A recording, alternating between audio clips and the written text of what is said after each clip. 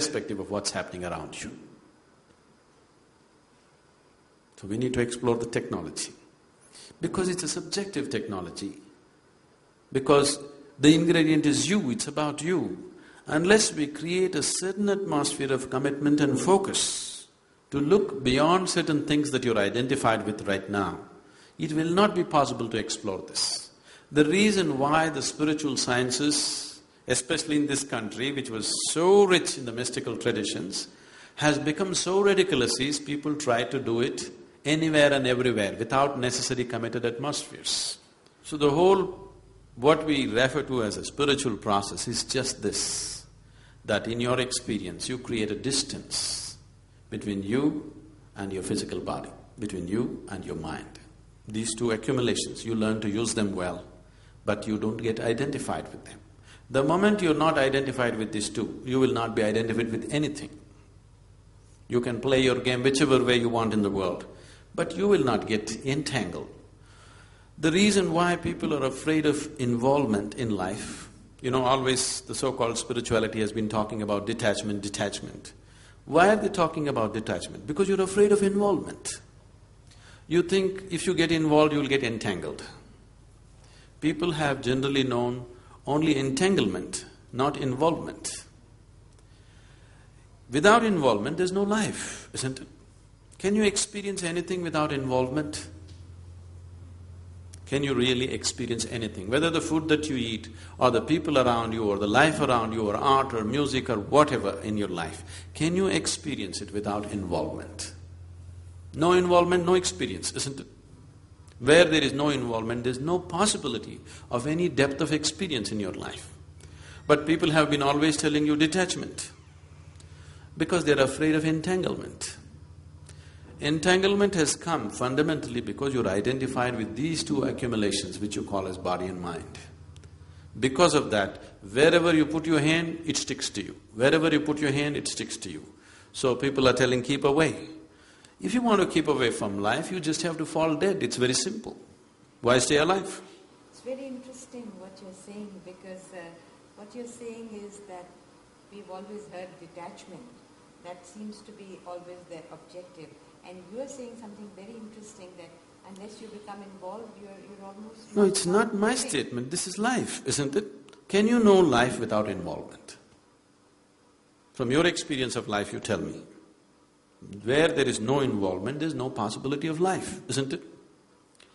So if you want to stay away from life, why are you trying to be alive and stay away from life? Just fall dead, your objective is fulfilled. So this whole detachment nonsense came up because people are afraid of entanglement. And this possibility of entanglement has come because you're identified with something fundamental which is not you. Once you're identified with something that is not you, everything sticks to you. Wherever you put your hand, it gets stuck to you. So because of this experience, people are talking detachment. Fear of involvement has come. But if you avoid involvement, you'll avoid life itself. I don't think it's fear of involvement. I think it's more of, not wanting to be hurt. When you get yourself… That is the fear of involvement. No, not fear of involvement. You say you stay away from… You try and detach yourself, to the material world, or to even to love your own siblings or your wife or your children, that you don't do it with an expectation. When you get attached with an expectation, then there's bound to be hurt. The involvement is very necessary, I agree. But yet, it's not… Detachment is for a specific purpose, to evolve to a higher state and get rid of the things which burden you in life. I look at it more in that way.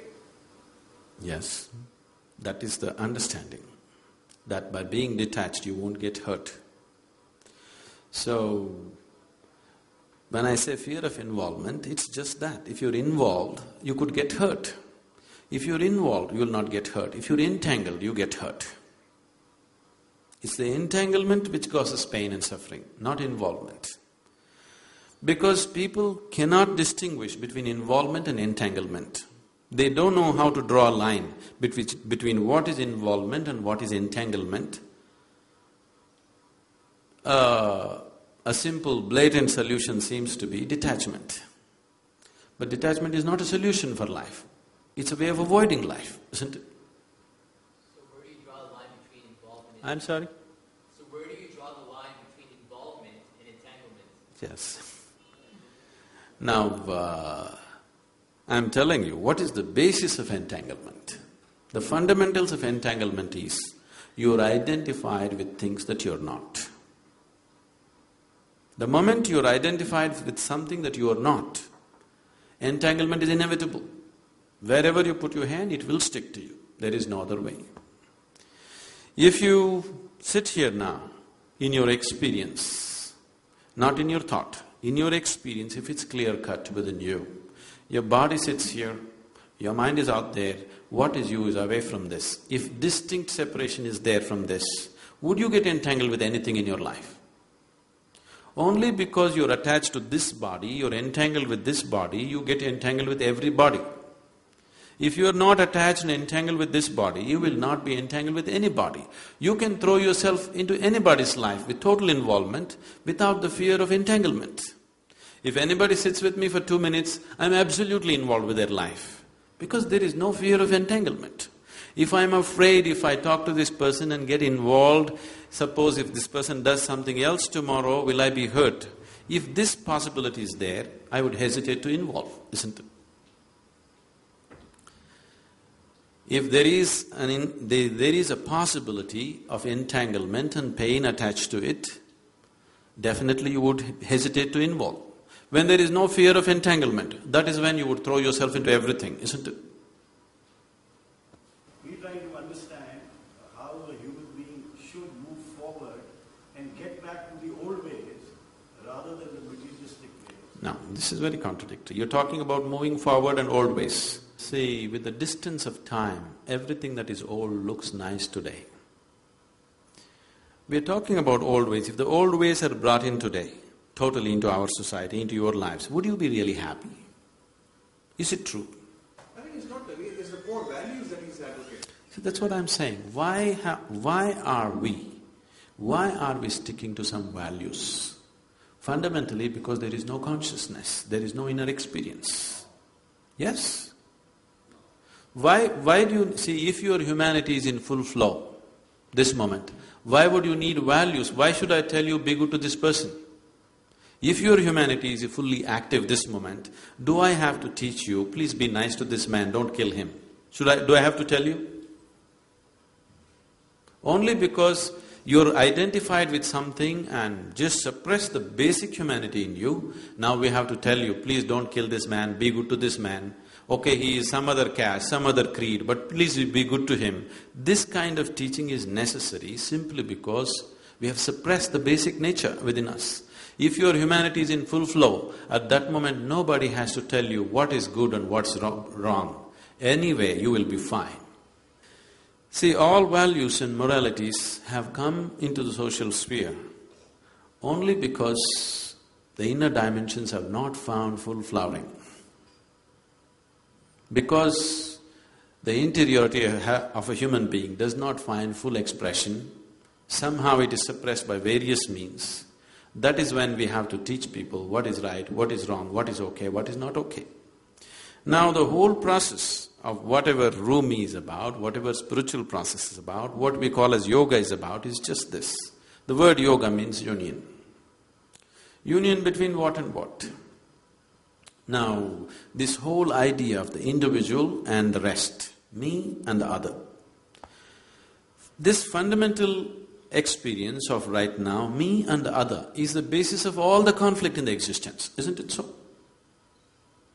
There is something called as me, there is something called as the other, which is the basis of all conflict. This me and the other can get extended to groups of people, communities, nations, and various types. But fundamentally, me and the other is the basis of conflict in the universe. Is it so? So what is me, what is not me right now? Right now, what are the things which you call as myself?